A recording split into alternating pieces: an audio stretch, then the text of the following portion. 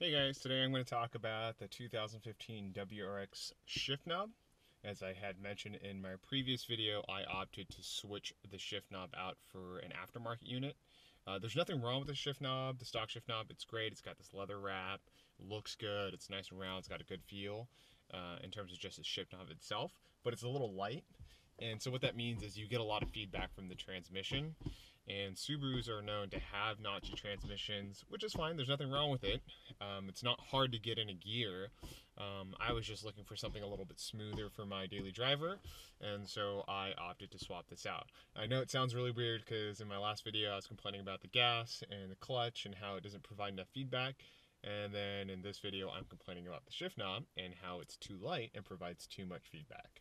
But I opted for an aftermarket unit, and there's tons and tons of aftermarket shift knobs out there. Some of them are made out of Durlin, some of them are stainless steel, and some of them are hybrids. I opted against the Durlin shift knob because it just simply doesn't give me the weight that I'm looking for. And I opted against the completely stainless steel shift knob because in the summer it gets too hot and in the winter it gets too cold. And I am not looking to put a sock on my shift knob every time I park it outside. It just looks kind of weird. So I've opted for a hybrid shift knob. And what that means is that it has a stainless steel core, which gives it the weight, but it has a Durlin covering, which gives it that insulation. In this case, I've decided to buy a Raceseng shift knob.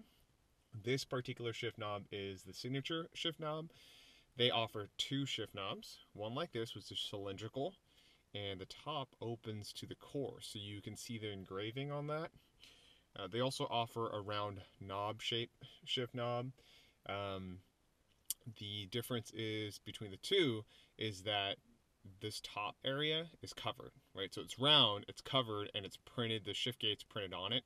And I really like being able to see that stainless steel core, so I opted for this one. For me, the difference in size isn't that big of a deal. I know some people say this is side shifting and top shifting, blah, blah, blah. My hand's big enough, it doesn't matter to me.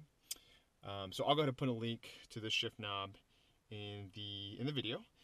And I want to give a quick shout out to the guys over at Raceseng, to Jarrett and Ryan. Jarrett did a great job with me. When I first received my shift knob, the cover was scratched, and they went ahead and shipped me a new one, and I'm really appreciative of that. Good customer service. Do want to let these guys know, did find a problem with the shift knob, and that is the cover's really hard to take off once you have it on and tighten down onto the shifter. I don't know if they've got a trick to get this off, but the idea is that you can replace this cover if you scratch it, swap it to another color, or if they come out with different designs, you can take this off and screw something else on. They don't have that many options right now, so I gather that not many people have tried to take this off, and I can't for the life of me get this off. In any case, the kit comes with a set screw and adapter, so the knob requires an adapter to fit the size and the pitch and the thread of the stock shifter. I've done this a few times, so I think I've got the hang of setting the adapter, and should be able to get this spot on. You may have to play with it a little bit, but it's pretty easy. In the case of Raceseng, you'll need a 14mm and a 15mm wrench. It's really nice that they didn't use the same size for both of them, because some people don't have that many tools. And that's about it, guys. Thanks for watching.